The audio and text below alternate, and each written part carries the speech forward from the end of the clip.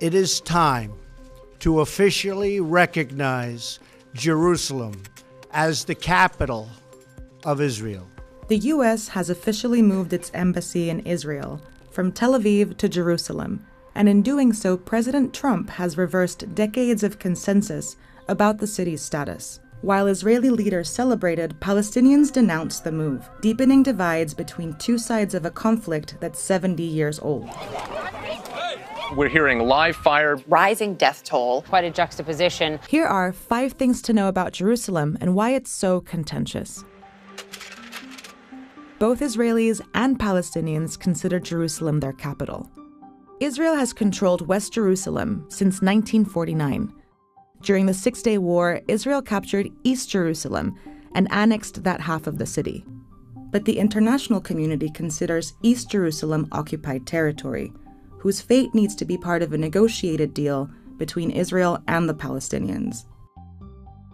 In 1980, after Israel passed a law declaring a united Jerusalem their capital, the United Nations condemned the annexation. Palestinians want to divide the city and make East Jerusalem the capital of a future Palestinian state, while Israelis want a unified Jerusalem to be their capital. Jerusalem is central to the peace process. During peace process negotiations for the Oslo Accords, the issue of Jerusalem was initially set aside to avoid derailing the talks. Any successful peace initiative in the future would likely need to resolve the conflicting claims to the land. Violence is not new in the Holy City. Control of Jerusalem has been a trigger for violence many times in the past. The contested area of East Jerusalem is home to some of the holiest sites in the world for Jews and Muslims. It is the site where Judaism's 2 sacred temples once stood, and the site where the Prophet Muhammad ascended to heaven. The trouble is that the sites for Muslims and Jews exist on the same land. There's a precarious power share in place. Israeli officials control who has access to the complex, but Muslims have religious control inside. Jews can enter, but aren't allowed to pray. Instead, they use the Western Wall. The Second Intifada began in 2000, when then opposition leader Ariel Sharon visited the Temple Mount to assert Israel's right to the complex. Palestinians protested and were met with tear gas and rubber bullets.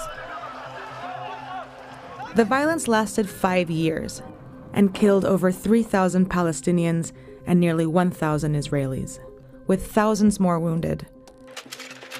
The U.S. isn't the only country moving its embassy. In the early 70s, 16 countries had embassies in Jerusalem, including the Netherlands and Colombia. But after the UN Security Council condemned the annexation of East Jerusalem in 1980, member states left. Then, Trump signaled a change in policy, and Guatemala and Paraguay also announced they are moving their embassies to Jerusalem. And it's possible that more countries will follow America's lead. The U.S. has avoided the embassy move for decades. Though Congress passed a law to relocate the U.S. Embassy to Jerusalem more than 20 years ago, the law includes a loophole that allows the president to delay the relocation for the sake of national security.